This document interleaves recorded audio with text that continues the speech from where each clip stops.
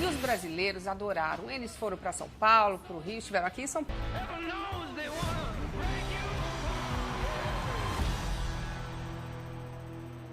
Então vamos falar com ele. Well, vinyl, yeah, was an idea that I had many years ago with as a movie.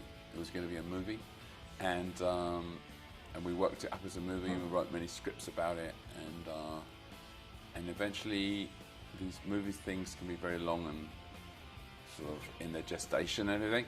When the TV series started becoming more interesting and more money spent on them and better actors being in them and so on, we decided we thought we'd do it as a TV series, and so we took it to HBO as a TV series. But did you actually do the screenplay as well? Like We start with the ideas, and Marty Scorsese and I worked on the characters.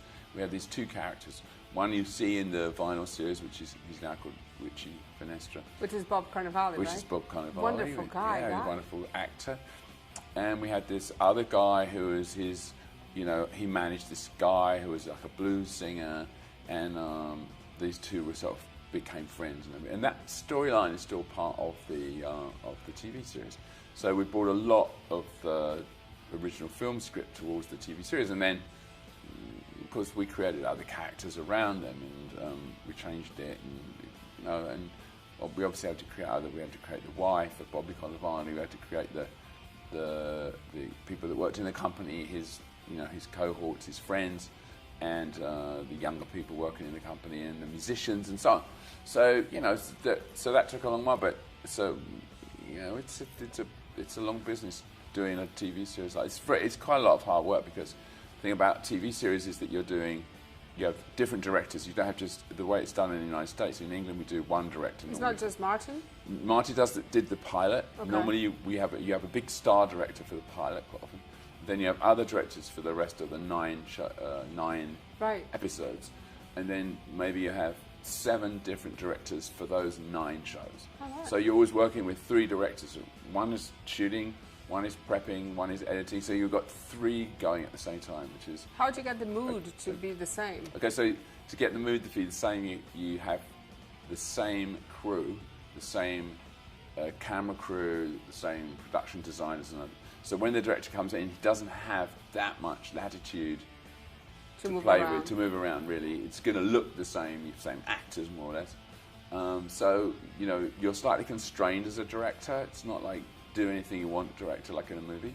But, you just work within that, So it's a discipline to work within that, and some people are very good at that, and some people chafe a little bit at that, but that's how it is. I thought it was wonderful. I saw the first episode, and it was really great, and everybody's raving about it here, and HBO is really excited. Yeah. When I started in this business, rock and roll was real and pure. Mr. Finestra, is there a problem with the document? Why the 70s? It's like you rock and roll for so many years. The 70s has like a special magic to it, or it's just... Well, originally, we did a lot of flashbacks in the first pilot episode into the 60s too. So when with the original script, it was going through 60s, 70s, 80s, 90s. So you're going to see, coming up, you're going to see flashbacks into the 60s, and then the second season you're probably going to see flash forwards into the 80s and maybe 90s. So but going back to the 70s, it was in New York especially, it was a really crazy time. You had a lot of different kinds of music coming. You had all this rock music, which was very big, which sold a lot of records, but then you had the beginnings of kind of alternate music like punk. You had the big, the dance thing starting, the sort of beginning of dance music craze. You had a lot going on. You had a lot of art going on. You had philosophy. You had a lot of writing. You had a lot of multidisciplines. And that New York itself was a very dangerous place. And so it's a good background. It was a good time. Yeah, it was a good time for some people. It wasn't a good time for all people. It was a good time for you, I'm sure. It was a good time for me, and it was a good time for entertainment. It wasn't a good time if you were poor. Distributing them. A small band, Nasty Bass. I'll take it. I work with Julie. What about James? James plays a singer in the band, and he does I thought he did a great job. Wonderful actor. I didn't know he was such a great actor. He's a good musician. And how did that came about? Well, we have this character who's kind of like we've written this proto-punk character in this sort of sneering English guy. You sound like Gabriel now. And, we'll see. So then when I read the part and everything, I said, well, who's going to play this part? And do we have anyone like really fantastic to do this? Because I want it to be great.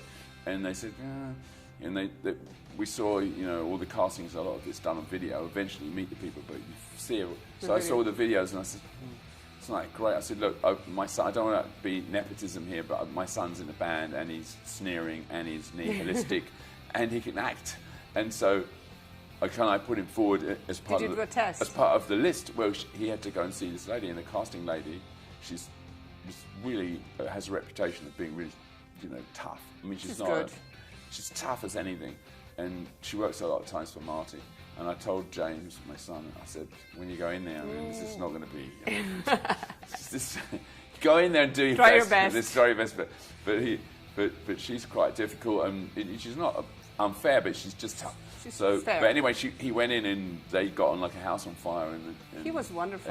And he got the gig, so I was very pleased for him. And then he had to, of course, do a good job and everything. And as the series goes on, I think he improves. Do you think he did a good job? Yeah, I think he did a really good job. I thought he did a great job. Yeah.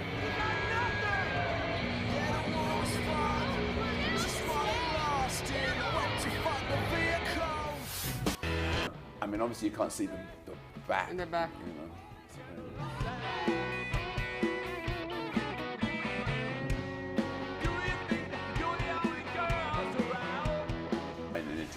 This is what they do.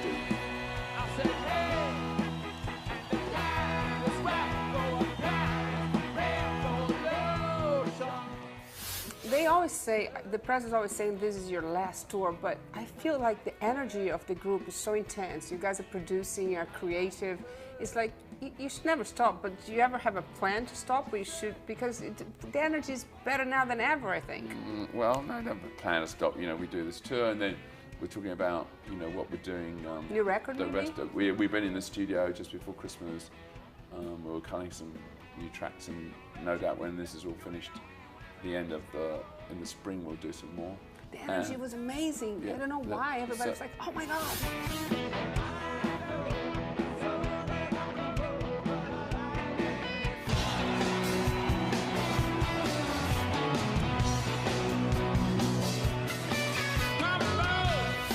How to work with the same crowd, like you and Keith go a long way back. Yeah. And, is it like you look at each other, if there's a problem, you know what's happening? That's good as well. Yeah, you know pretty much what each other very well, what each other's foibles are. There's good things and bad things about it, but we have like slight changes. We've got like a new girl that's with us called Sasha, and she's a lot of fun and she's really good. So great voice. So you have like little changes, not major changes, but you have little changes. So it keeps it a little bit, for us a little bit different. So and we try and keep it fun out there, and you guys have fun. We just have fun, and we're having fun out there. And sometimes things go wrong, but then you just get over it. That's good because you know each other, so you look exactly. It's like in anything. It's like in a football match. You might make a mistake, and then you have to immediately get over it and go on to the next thing. So we're like a very old football team.